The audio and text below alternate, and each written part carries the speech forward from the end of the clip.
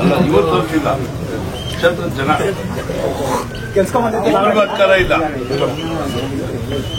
ಗೆಲ್ಸ್ಕೊಂಡ್ಬಂದಿತ್ತು ನಾವೇನ, ಇಲ್ಲಿಂದಾನೆ ಗೆಲ್ಸಿದ್ದು ನೀವೇನೆ.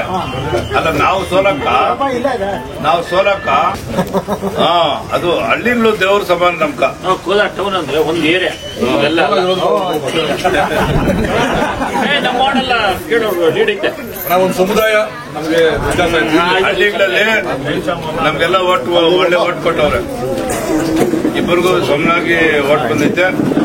ಆದ್ರೆ ಈಗ ಪಟ್ಟಣ ಪಂಚಾಯತಿದಲ್ಲಿ ಈಗ ನೀವು ಗೆಲ್ಸಿದ್ರೆ ನಿಮ್ಮ ಹಳ್ಳಿಗಳೆಲ್ಲ ಒಳ್ಳೆ ಅನುಕೂಲ ಆಗುತ್ತೆ, ಅಭಿವೃದ್ಧಿ ಆಗುತ್ತೆ.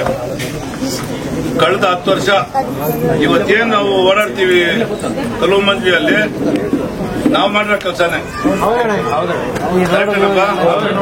ಅವಾಗ ಮಾಡಿದ ಸಿಮೆಂಟ್ ರೋಡ್, ಅವಾಗ ಹಾಕಿದ್ದು ಅವತ್ತಿಂದ ಇವತ್ತರೆಗೂ ಇನ್ನು ಯಾವ ಕೆಲಸ ಆಗಿಲ್ಲ.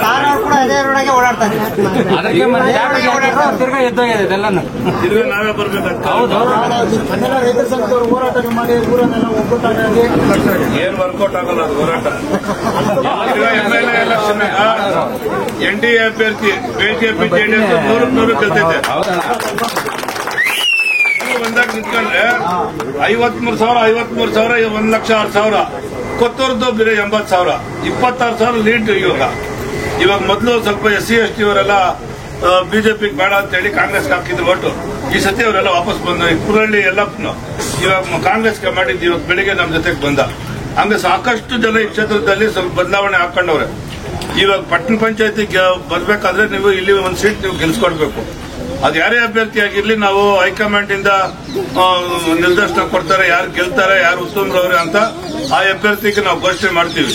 ಯಾರೇ ಅಭ್ಯರ್ಥಿ ಆದ್ರೂ ಗೆಲ್ಸಿ ಆಶೀರ್ವಾದ ಮಾಡಿ ನಮ್ಗೊಂದು ಶಕ್ತಿ ಕೊಡಬೇಕು ಅಂತ ಹೇಳಿ ಎಲ್ಲ ಗ್ರಾಮದ ಮುಖಂಡರಲ್ಲಿ ಮತ್ತೆ ಮತದಾರರಲ್ಲಿ ಕೈ ಮುಗಿದು ಪ್ರಾರ್ಥನೆ ಮಾಡ್ತೀವಿ. ಅಭ್ಯರ್ಥಿ